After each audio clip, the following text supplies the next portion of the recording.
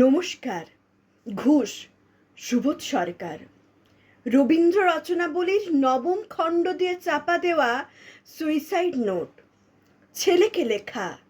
লিখে হাতে ব্লেড নিয়ে বাথরুমে ঢুকেছিলেন মাস্টার মশাই। দুপুরবেলা কাজের লোক দরজার তলা দিয়ে রক্ত আসছে দেখে চিৎকার করে ওঠে। ছেলেকে লেখা এই তার প্রথম এবং শেষ চিঠি। অরণি, আমি বিশ্বাস করি সন্তান পবিত্র জলের মতো। যদিও তোমার সঙ্গে আমার সম্পর্ক ভালো নয়, তবু তোমাকেই লিখে রেখে যায়। গত 2 বছর তোমার মায়ের চিকিৎসা বাবদ আমার যৎসামান্য সঞ্চয় আপাতত নিঃশেষিত। চিকিৎসার ব্যয়ভার আমি আর নিতে পারছিলাম না। জীবনে তোমার টাকা ছুঁইনি, মরেও ছোব না।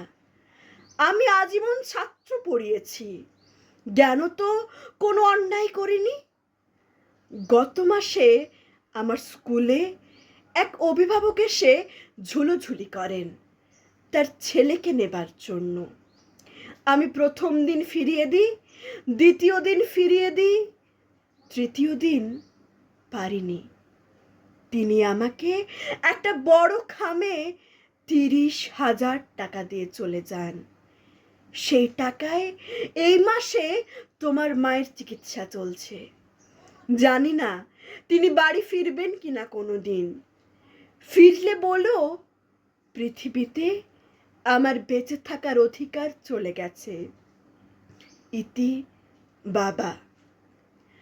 যখন সারাটা দেশ দাঁড়িয়ে আছে ঘুষের টাকার ওপর, তখন রবীন্দ্র রচনাবলী দিয়ে চাপা দেওয়া একটা সুইসাইড নোট। হাসপাতালে গাছের তলায় গা ছমছম করছিল। এগিয়ে গেলাম সাদা কাপড়ে ঢাকা মাস্টার মশাইয়ের দিকে, একটু বেরিয়ে থাকা পা দুটোর দিকে।